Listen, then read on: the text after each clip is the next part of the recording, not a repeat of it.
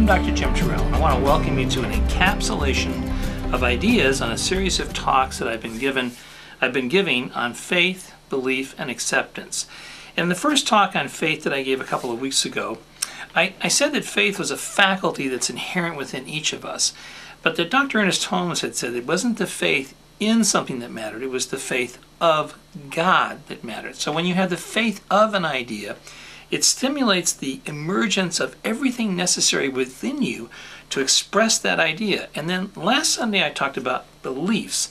And I said that at the core of who we are those core beliefs about who we are that have never been and cannot be distorted or disturbed or in any way changed. The core belief of peace, the core belief of love, the core belief of kindness, of generosity.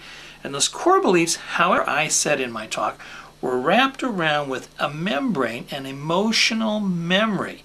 And that emotional memory is a powerful thing, as you always have to remember, is always in play in your life, because as life happens to you and you become stimulated by different things, that memory will do one of two things. It'll either open up, let more information in, or it will shut down and constrict those core beliefs so that the feeling and the experience of that core idea of peace of mind, of joy, of love, can be seemingly cut off from your own personal experience. This is where you have to train your mind to understand what steps you must take to let that emotional memory relax a little bit so your core beliefs can begin to emerge once more, because it is the emergence of who you are coming into fruition, coming into beingness that really matters. And I also said on my talk on faith, you know, the concept that you can be anything you want to be, not true. You have to be just yourself. And that has been the key to any successful life, is being the self, because that self that you are is the originality, the originality of who you are.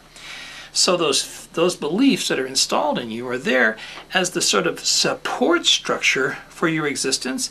And faith, the faculty, that faculty of mind, which you can have a positive faith or a negative faith, but never have the faith in something, but absolutely the faith of something, which means you have the faith of an idea which keeps moving you forward so that it can emerge and you can emerge also. And then this next Sunday I'm going to be talking about acceptance.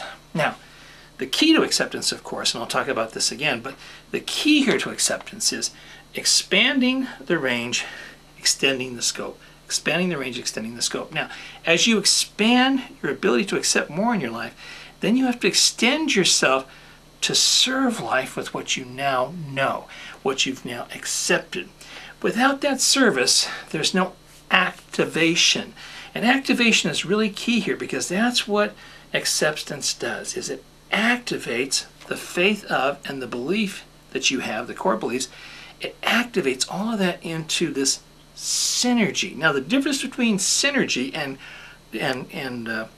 that when you're tied inextricably to an idea, codependency, is when your fingers are interlaced like this, so too is your beliefs and your emotional content, and you're just like you're trapped. But interdependence is when your fingers go like this, so that you're not trapped, but you're integrated into all the ideas, even the ones that appear to be threatening or bad. The energy of those ideas will roll over a brand new feeling, a brand new experience. That's what I want to talk about this Sunday. But remember, beliefs are the structure within you, faith is the faculty, beliefs are the form, and acceptance, that's the activator. So let's do a brief prayer about strengthening faith within you and opening up your beliefs so that they can become the core and the center of who you are, and then really charging that sense of acceptance so that you can expand your sense of accepting more of good in your life and being a greater expression of good. So know with me that God's presence is now moving by means of that power, which is the perfect faith of God. We have the faith of God because we know that that thing that God is, that divine intelligence that God is now moving by means of us right now. And because that is true and we're unified with it, we can now speak our word and know the truth. That perfect sense of faith, that perfect sense of belief, that structure, that core structure within us that cannot be injured, cannot be distorted, is now emerging within us, and then sort of dismembering, if you will, dissolving any emotional resistance we might have to our own great goodness and our own emergence of the originality of our soul. And that sense of acceptance just is expanding our hearts and our minds and extending that reach to a higher and greater level. And so I say thank you, God, for all that. As I let go of this word, the word is now in motion, the law is in action. We cannot deny that the divine intelligence is now working on our behalf, because everything is serving our highest good, and I mean everything. And so it is.